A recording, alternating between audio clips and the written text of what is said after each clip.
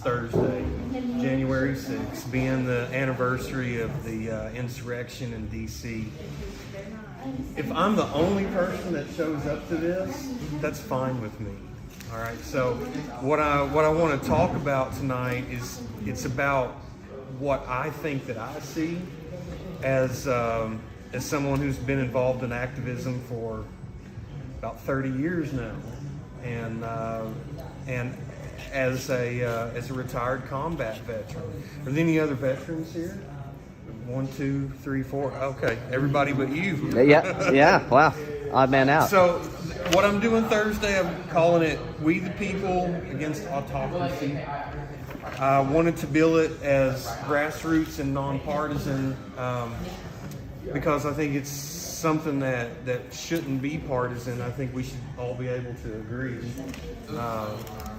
that whether we accept the Constitution, the United States Constitution, or not, it's not a good idea to replace what we currently have with an autocracy. That would be from anybody, whether it's Republican, Democrat, even a Libertarian or an independent, whatever. So I've been involved in activism going back to the 90s.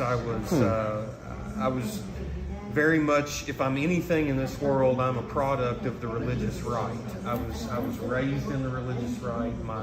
My dad was an evangelical preacher that traveled up and down the hills of Kentucky and southeastern Kentucky preaching revivals all over the place. So I grew up in the pews all the way back in the 1980s when what they called then the Reagan Revolution was going on, and the moral majority, and Jerry Falwell, and even Billy Graham was still significant at the time. And so I was very much not just a Republican, but a conservative, a social conservative. And I've had a long evolution to where I am now. I identify as a libertarian. And all my life, I've always heard, in the spheres that I come from, I've always heard, and we like to talk about the threat of tyranny, and I think as libertarians, we take it pretty seriously that we're the vanguard, we're the watchmen, we're the ones who take real seriously watching for any kind of tyrannical threats to our country, to our families, to our future. And that language was used a lot when I was a Republican as well. And one of the things that was common was to talk about the Democratic Party and the evils of socialism, and how concerned we need to be about socialism and the fact that it leads to tyranny, which there's truth in all this. So I have come to the libertarian movement from the right, but I don't consider myself right-wing anymore, but I also don't really consider myself a leftist either. And one of the things that I've noticed within the libertarian movement in the last, about a decade or so now that I've been involved, is that there's still a lot of people who like to talk about the evils and of impending socialism and the tyranny that follows that. But my personal opinion is that there's a huge blind spot, even within the libertarian movement, for the authoritarianism that comes from the right wing. I probably would have never parted with the right wing if I felt like that it was okay, but there is a problem coming from the right. Now, I mentioned the Constitution a little while ago, and we pretty well know, I think everybody here is probably at least a little educated, or you wouldn't be here tonight. And we know that the Constitution was it was an imperfect document from the beginning. case in point, the 3/5 compromise.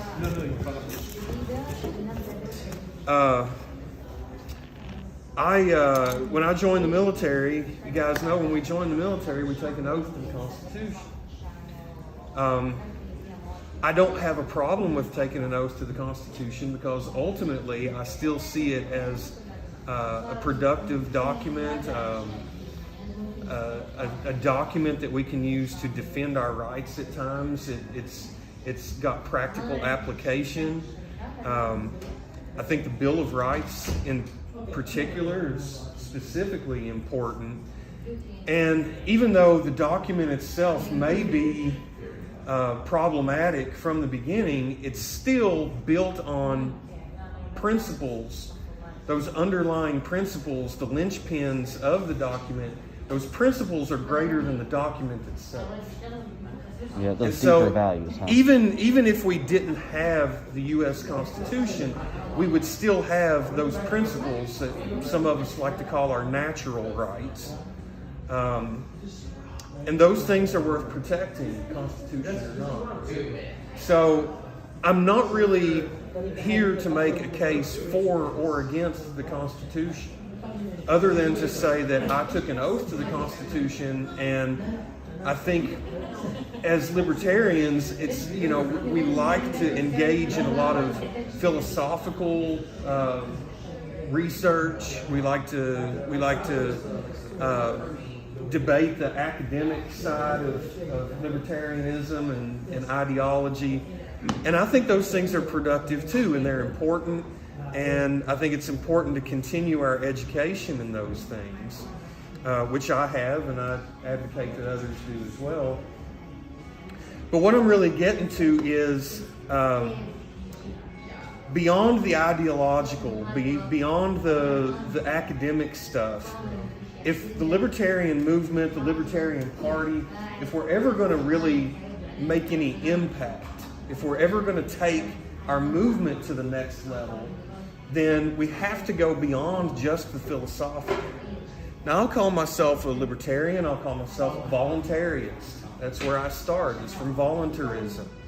I'll even call myself an anarchist at times because I very much identify with the dictionary definition of an anarchist, which is just someone who believes in the non-aggression principle or non-violence, however you want to say it, and that each and every individual has the right to their own conscience, their own beliefs, their own lifestyle, so on and so forth. So,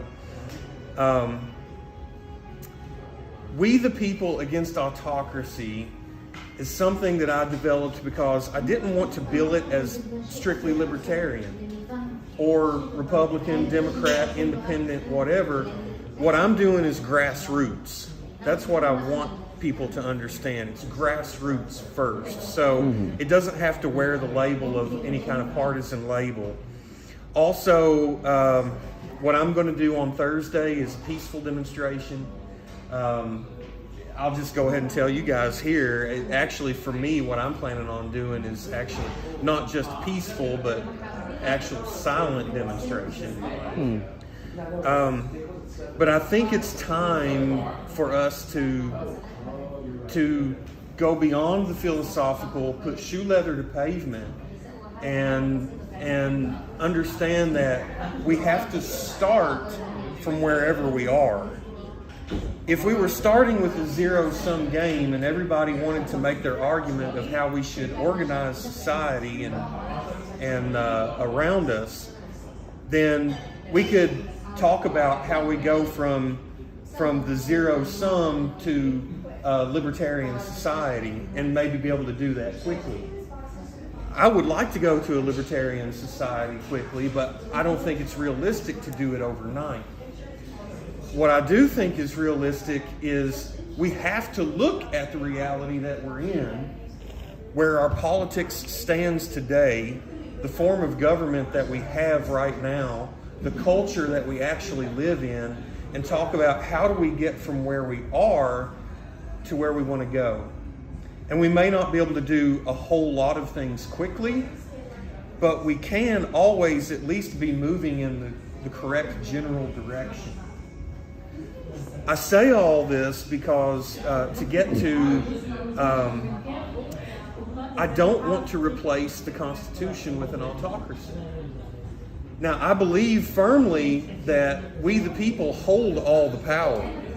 So if we want to go back even before the Constitution and look at the Declaration of Independence and say we want to exercise the same rights that they spoke of in the Declaration of Independence, we are, as Americans, we are very much within our right to dissolve the federal union, to dissolve constitutional government, and to start over and do something different if we ever decided that we wanted to do that. Now, I'm not necessarily advocating that here right now. What I am saying is, before 2016, before the last Republican administration came along, we already had some very big, serious problems. And I think even beyond the libertarian movement, most Americans understood that we were, even look back in the polling, the right track, wrong track. Most of the country understood that we're in some really messed up times, and we need to make a big course correction, a pretty big course correction. But my contention is that in 2016 we did make a huge course correction in our politics, but it was a course correction in the wrong direction. And I see the election of Donald Trump to office as a move towards more hardcore, radical right-wing politics and an autocratic movement that wants to move us away from, again, whether you believe in constitutional law or not, that's where we are right now. And it's at least an attempt to have the rule of law. My understanding of our forebears, those of us, the veterans especially, my understanding of what our forebears fought for in the American Revolution was that it was about many things. It was about independence from Britain. It was about having our own form of government, or self-determination, thank you. Yep. It was about a lot of things.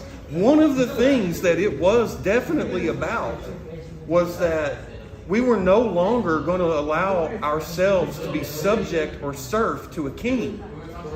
We said we're throwing off monarchy, and that's why we're picking up our rifles and fighting back. And when we threw off monarchy, part of what we said is we're throwing off the rule of a leader over us. And we're going to endeavor to have the rule of law, to let the natural law itself be the rules, individuality, individualism, and we're going to have a country that's built on laws that are rooted in our natural rights, as opposed to a ruler over us. Now, ever since then, it may have been an imperfect experiment. We're still working on this thing. A more perfect union is what we're always working towards. My contention is that the course correction that we made in our politics has moved us closer towards fascism. And I'm extremely concerned about socialism, but I'm in my 40s now, and I've been concerned about socialism and the tyranny that comes with socialism my entire life. After January the 6th and what we saw there, for the first time in my life, I am more concerned about fascism than I am socialism in the United States. Part of what I want to touch on is the conspiracy culture that has kind of taken over in a lot of our politics. I saw this when I got re-involved after the military. I was involved in the Ron Paul campaign and headed up the group Combat Veterans for Ron Paul. Had a podcast and all that, and did a lot of demonstrations, a lot of activism. Unfortunately, among the different groups that I was plugging into at that time, I realized that within that realm there was a lot of conspiracy culture. And I had a bad taste in my mouth for it from the beginning. because the people that were saying 9/11 is an inside job, that Bush was the one who planned it and made sure that it was carried out, and so on. That really upset me because I had just come back from Afghanistan, and I didn't like the fact that conspiracy theories like that drew away from the real subject, what really led to 9/11 in the first place, and the history there with Osama bin Laden and the CIA and the Mujahideen and the Pashtun people and the Hindu Kush along the Pakistani border. And to trivialize all that and to ignore the problems that drew our country into a war in Afghanistan that ultimately was it was a disaster. It was a disaster. And to draw away from the facts of how we actually got there and to just dismiss it with conspiracy garbage, that really upset me. But I learned to bite my tongue because other people, other activists would talk to me and they would say, look, yes, you and I don't agree with the conspiracy crowd. We don't like all that stuff. But if and when there are issues where we have common ground, we can work on those issues together and they can still be our allies. If they want to help us end the war on drugs, if they want to help us not having these wars overseas, whatever. But just play nice, right? That's what it boiled down to was, hey, let's play nice with the conspiracy people because sometimes they can help on issues and be on our team. So I gritted my teeth, but I bit my tongue, and I went ahead and I played nice with the conspiracy crowd. And what I have found over the last decade, longer than a decade now, is that conspiracy culture has been nothing but a cancer on our politics. It's done nothing but draw us away from real issues and radicalize people behind lies and conspiracies that make absolutely no sense.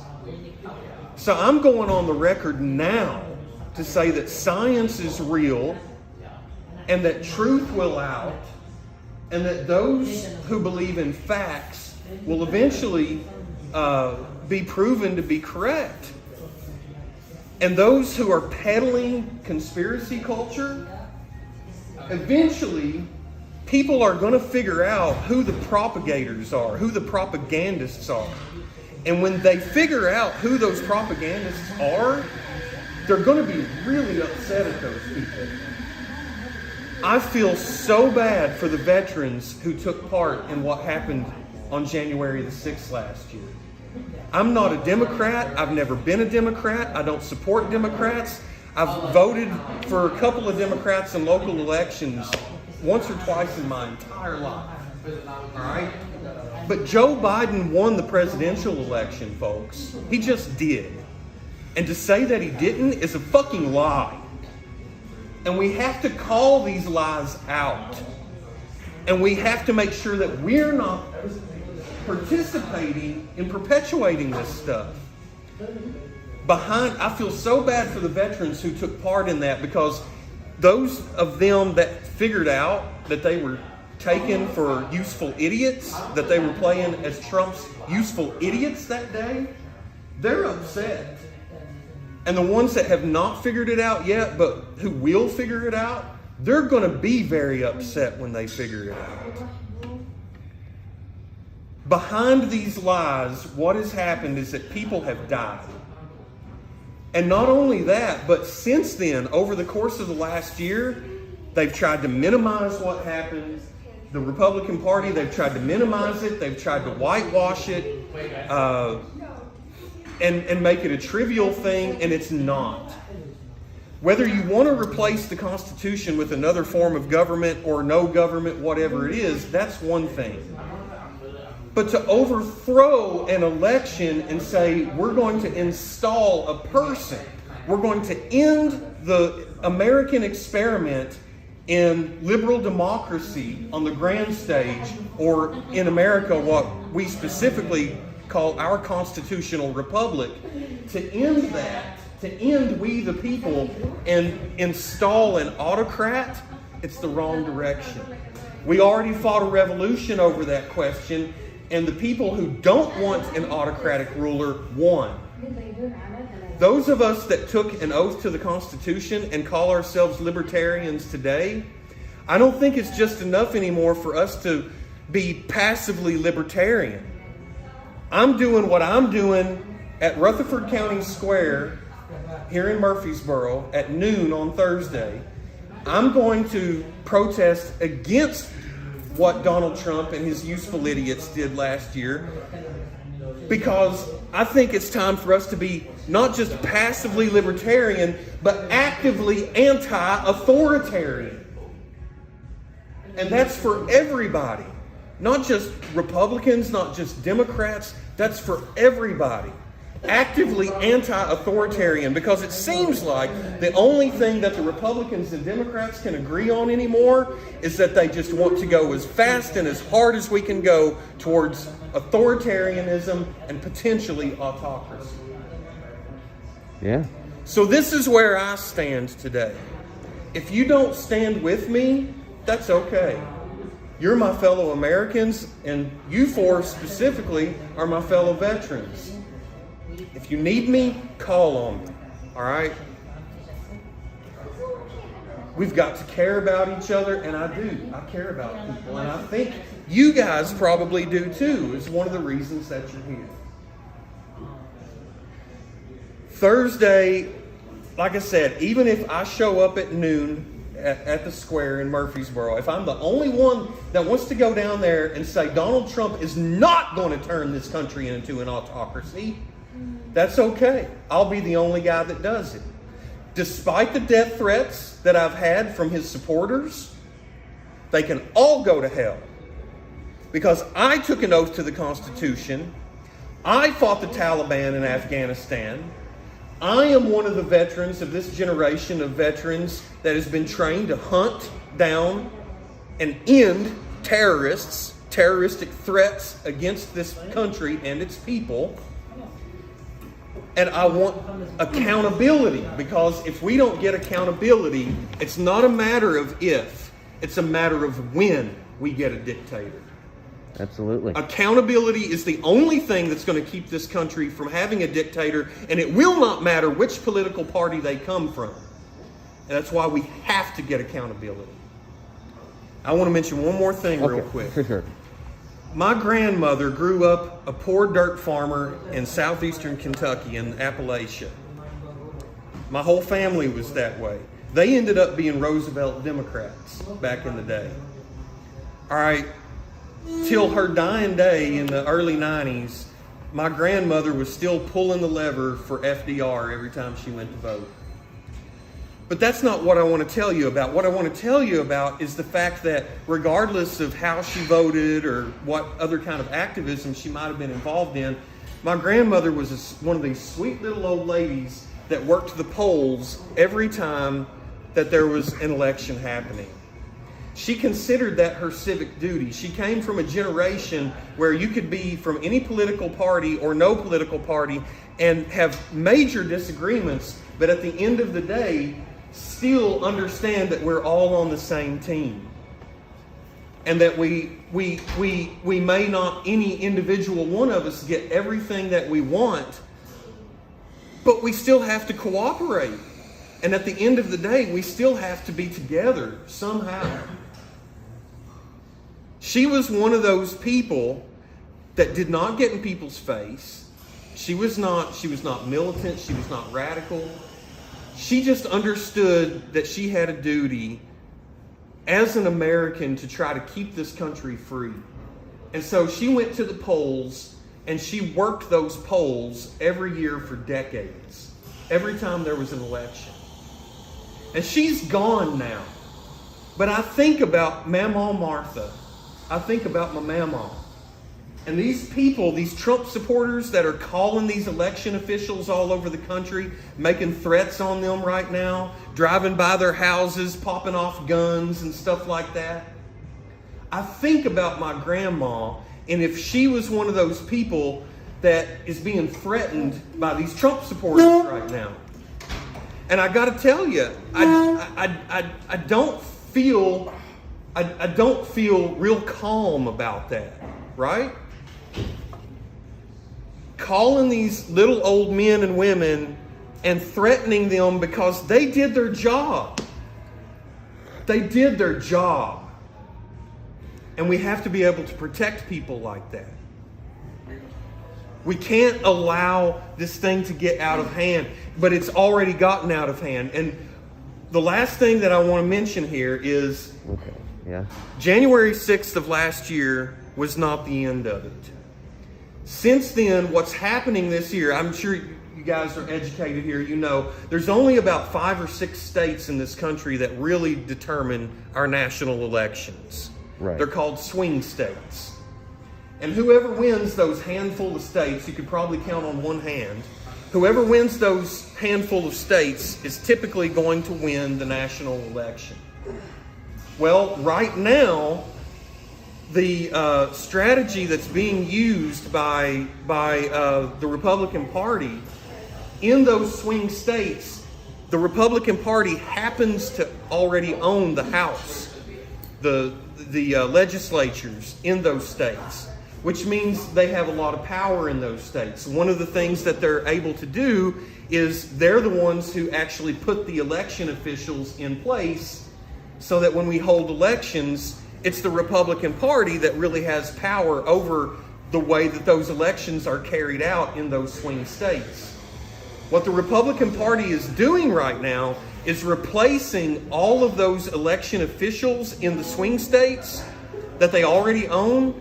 They're replacing those people with Trump loyalists in anticipation that in 2024, whether the Republican nominee is Trump or somebody else, in those swing states, all it's going to take is for the conspiracy crowd, Trump loyalists, to say, that's not the way this is going from our state. We could very well in 2024 have a popular vote winner as well as an electoral college vote winner, and it'd be clear cut, but the Republican Party say, no, in our swing states, we're not going to abide by those results. And call it into question and throw it into the throw it into all the muck, and we end up with a situation where we're headed straight into a civil war, folks. And this is not hyperbole. You know, I've not spent my life running around trying to whip people up into a frenzy or scare people or anything like that. But I went home over Christmas break, and my uncle, who is a Democrat, who lives in southeastern Kentucky, happens to be a Democrat and a Christian. And right now, he's frustrated because he can't find a church anywhere in his area that's not doing the stolen election, anti-vaccine, conspiracy shtick. Not one church anywhere close to him. He can't go to church because nobody wants to talk about anything else. I saw my own father last week for the first time in 5 years. A man that I knew my whole life as somebody who enjoyed history, politics, and was educated. And he said this last week and told me to my face that Trump won the election and Joe Biden stole it from him, and what those people did up there on January 6th last year was justified. Our country is being radicalized. All those years that I grew up in the right, and we were talking about tyranny taking over the country and being scared of, like people would talk about, it can happen here. I've believed my whole life, yes, it can happen here. And that's why we rail against socialism so much. It can happen here. We can end up with an autocratic leader. We can end up with a dictator. We can end up with socialism, fascism, theocracy, whatever. Any of it can happen. And that's why liberty is something that always has to be protected. We have to be vigilant across time. So what I'm really getting to then in the end is that I'm going, even if it's just me, and I'm going to let Donald Trump and all his supporters know that what they did last year, they jumped the shark. They crossed the line. They got violent. They went too far. They got violent. And it will be over my goddamn dead body that we will ever have an autocratic leader in this country. Sic semper tyrannis. Sic semper tyrannis. Sic semper tyrannis. I'm not just a libertarian, I'm an anti-authoritarian. And that's where I want this movement to go. Okay.